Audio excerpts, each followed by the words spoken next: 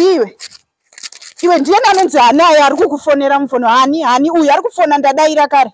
Maiti unongouya nefoni uchingoti Daira munhu wako anonzi Hani wakaseva mufono. Iwe matefoni ndadaira ATM munhu iri kupera kani chinyi ko iwewe? Ndianiko munhu wachina. Uribvunza inini ndindakaseva mufoni mako here. Daira apa. Asi maiti. Ita halo. Halo. Hello, ndaida kuziva kuti Nezuro makanakirwa here? Iwe pindura zvekutaura kuti Nezuro akanakirwa here? Pindura zvekutaura nemunhu uyu. Asi Nezuro akanakirwa here? Handizvo zvaari kubvunza here munhu?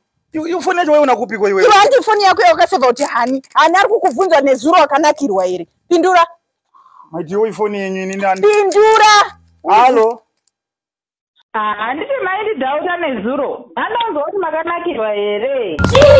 Baba ndiyo usaite kungoshandisika ngosvikaziya Hani wako wakaisa mufoni mani. Kamutauni maiti chiko iwe. Taura nemunhu wako. Notondisaiza iwe. Daira nemunhu wako iwe. Daira.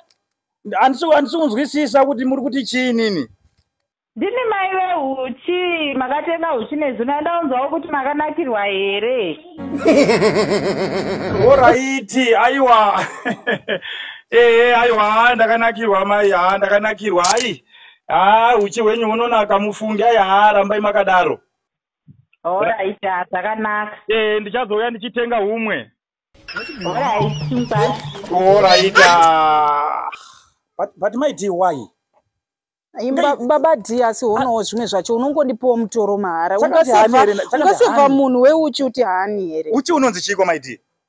Aiwa chindiudza iwe uchi unonzi chii nechirungu? Hani zve. Saka namba dzakanzi chii? Hani zve. Hani here kana dzakanzi Hani? Hani.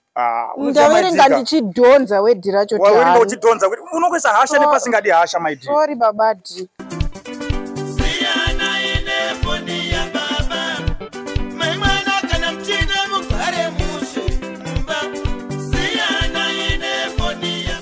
Hey guys, our social media advertising platform is dominating heavily.